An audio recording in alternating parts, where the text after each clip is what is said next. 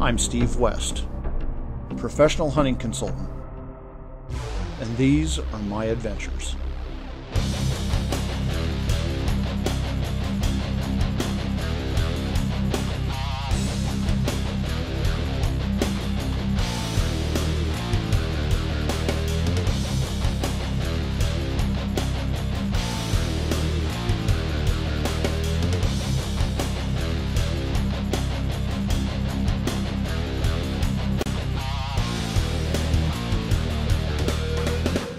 Welcome to this week's episode of Steve's Outdoor Adventures. On today's show, we'll be hunting elk in northwest Colorado in September during the peak of the rut with country western singer Travis Tritt on his very first elk hunt.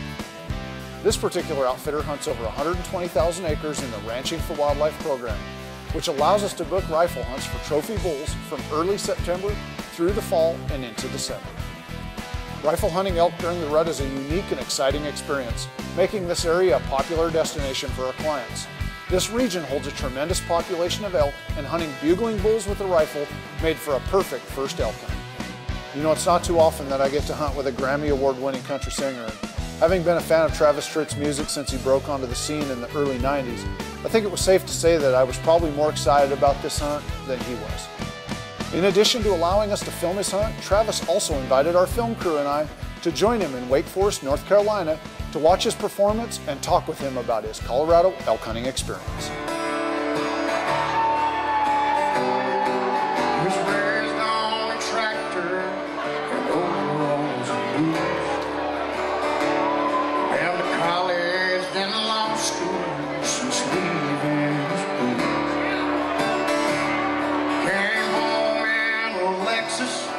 He left in the Ford.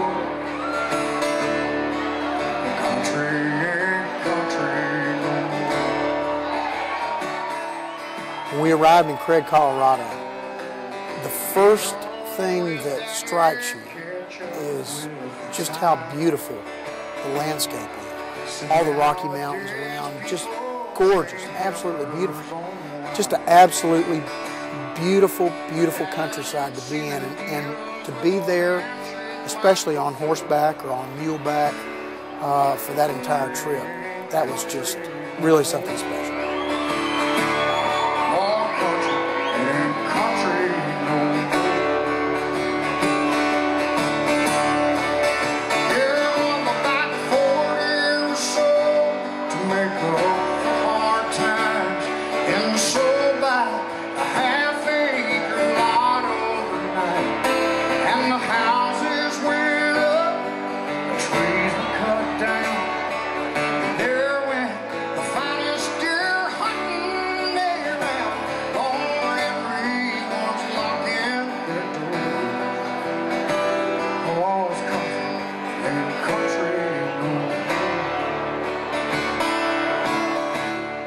I've been hunting for really about as long as I can remember.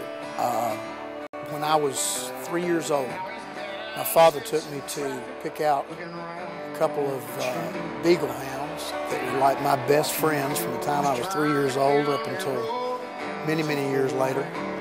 And my dad liked to go out. He wasn't what I would call an avid hunter. He liked to hunt, but he wasn't an avid hunter. He would occasionally go out and do rabbit hunting or squirrel hunting, or, you know, coon hunting, that sort of thing from time to time. But once I had my own dogs, and of course a little bit later on in life, I was able to get, you know, old enough to be able to carry a .22 rifle or a small gauge shotgun around on my own. I could go out with those dogs and other dogs that I had later on and just get lost. We grew up on a lot of land, wasn't worth anything, but we had a lot of it. And there was always something out there to hunt.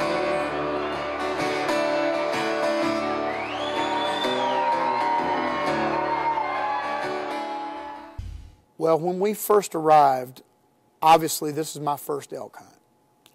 And the only thing that I do know that is a constant on any guided hunt that I've ever been on is whether you're familiar with that type of hunting or not, stay close to your guide. Stay in his back pocket if you possibly can. Because when these opportunities come, just about with all big game, it's pretty much all the same, especially if you're doing any type of walk and stalk. It's always a situation where it can happen at any moment. I mean, it can happen at any time. You can come over a ridge, come through a little clearing, all of a sudden, boom, he's there. And so I knew that if anything else, I should be in Dick Dodd, who was my guide. I should be in his back pocket. And once I realized what kind of terrain we were dealing with and what kind of difference there is as far as the thickness or thinness of the air compared to where I'm from down in Georgia, it's a good bit of difference. And when you're really having to go after these elk, I mean, you're having to get after it.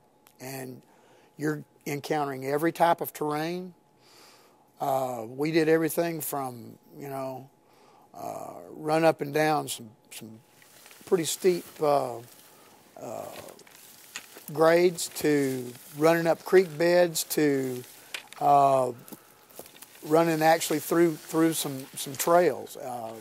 It was a lot of work, and obviously I realized right off the bat, our first day in, that this was not going to be something that was just going to be a gimme. It was not going to be an easy thing to do. This was going to be something you were going to have to work for.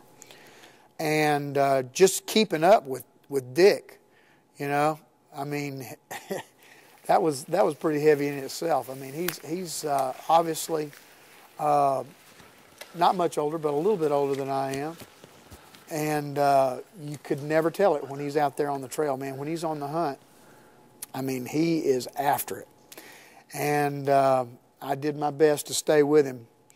But it was definitely going to be a challenge. And you realize that right off the bat. The first 3 days, I had several opportunities to see elk, set up several different plans on how to maybe get a shot at one.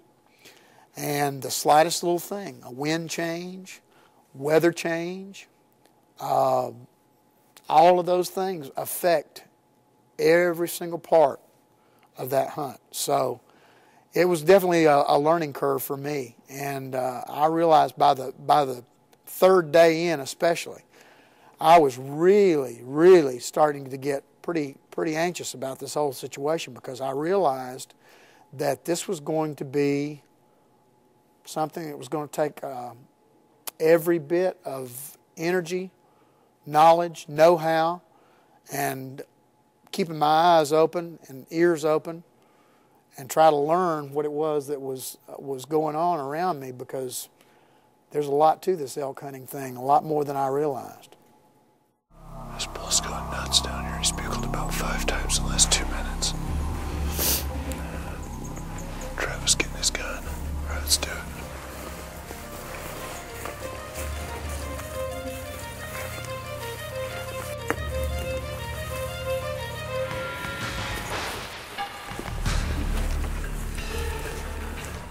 Travis, Dick, and Steve have located a hot bull in the heavy timber above them.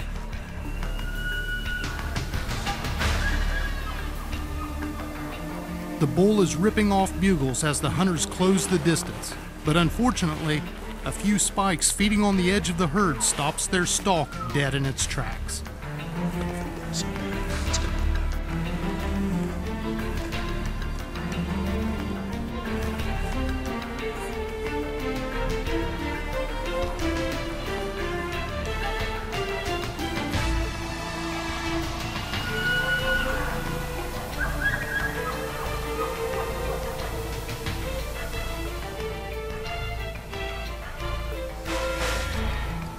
Unable to get any closer to the bugling bull, Steve sneaks down the ridge with the Montana cow elk decoy to try to lure the bull into range.